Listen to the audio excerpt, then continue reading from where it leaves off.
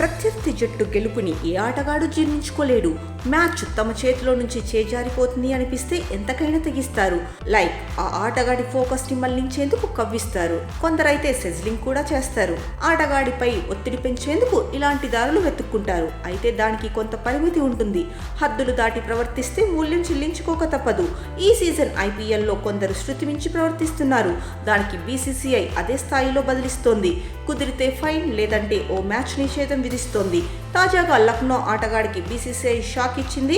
SRH versus LSG మధ్య జరిగిన మ్యాచ్లో లక్నో బౌలర్ దిగ్వేష్ రతి ఎస్ఆర్హెచ్ బ్యాటర్ అభిషేక్ శర్మతో గొడవ పడ్డాడు. అభిషేక్ క్యాచ్ అవుట్తో మైదానాన్ని వీడుతూ ఉండగా దిగ్వేష్ సెజ్లింగ్కి పాల్పడ్డాడు. అయితే అది కాస్త శృతి మించింది.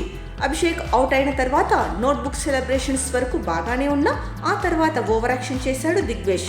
ఇంకా నీ పని అయిపోయింది, ఇక్కడి నుంచి వెళ్ళిపో అన్నట్టుగా సైగలు చేశాడు. దానికి చిరెత్తుకొచ్చిన అభిషేక్ దిగ్వేష్ పై మండిపడ్డాడు. ఇద్దరి మధ్య నిమిషం పాటు ఆర్గ్యుమెంట్ నడిచింది. ఫీల్డ్ అంపైర్స్ ఎంట్రీ ఇవ్వడంతో గొడవ అక్కడితో ముగిసింది. అయితే మ్యాచ్ అనంతరం రివ్యూ చేసిన బీసీసీఐ దిగ్వేష్కి షాక్ ఇచ్చింది. దిగ్వేష్ పై బీసీసీఐ ఒక మ్యాచ్ నిషేధం విధించింది. దీంతో గుజరాత్ టైటాన్స్తో జరగబోతున్న మ్యాచ్లో దిగ్వేష్ ఆడే సిచ్యువేషన్ లేదు. అంతకుముందు కూడా బీసీసీఐ దిగ్వేష్ పై యాక్షన్ తీసుకుంది.